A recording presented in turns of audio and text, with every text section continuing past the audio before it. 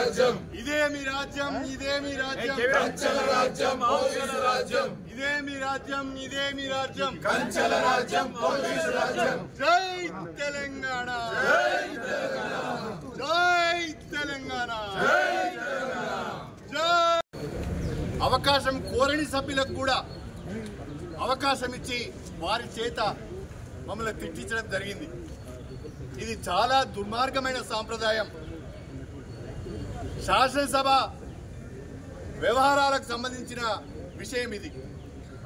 Legislative affairs minister Sridhar Babu గారు మనం శాసనసభను ఉందాగా నడుపుకుందాం, శాసనసభలో మంచి ఎగ్జాంపుల్స్ సెట్ చేద్దామని ఆయన చెప్పిన తర్వాత మళ్ళీ ముఖ్యమంత్రి గారు ఆ పార్టీకి చెందిన సభ్యులు అసభ్య పదజాలాన్ని ఉపయోగిస్తున్నారు.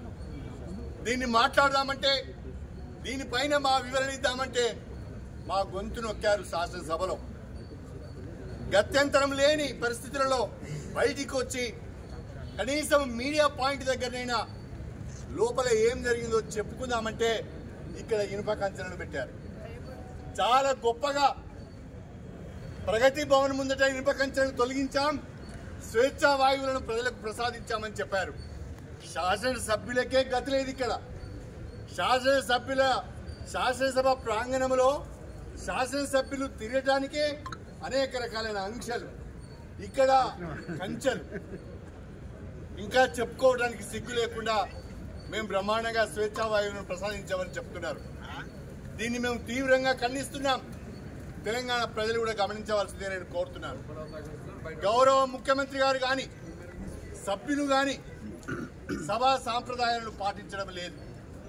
ముఖ్యమంత్రి గారు మేము చెప్పలేని భాషలో సభలో రికార్డ్స్లోకి పోయే విధంగా ప్రతిపక్ష నాయకుల గురించి మాట్లాడుతున్నాడు. దయచేసి దీన్ని గమనించవలసిందిగా ప్రజలకు విజ్ఞప్తి చేస్తున్నాం. దీన్ని మేము ఎప్పటికైనా ఈ రకమైన ప్రవర్తన ప్రభుత్వం నుంచి ఉంటే, ఇదే రకమైన భాషను ముఖ్యమంత్రి గారు కొనసాగించాలని అనుకుంటే సమంజసం కాదు. అంతే తీవ్ర స్థాయిలో మీరు మా వైపు నుంచి కూడా దాడిని ఎదుర్కోవాల్సి వస్తుంది అని చెప్పి నేను ఈ సందర్భంగా తెలియజేసుకుంటున్నాను. భాష రాక కాదు, మాటలు రాక కాదు, మీరు మాట్లాడే మాటల కంటే అసభ్య పదజాలాన్ని ఉపయోగించే సత్తా మా దగ్గర ఉన్నది. కాకపోతే మాకు సభ్యత అడ్డొస్తున్నది, సంస్కృతి అడ్డొస్తున్నది.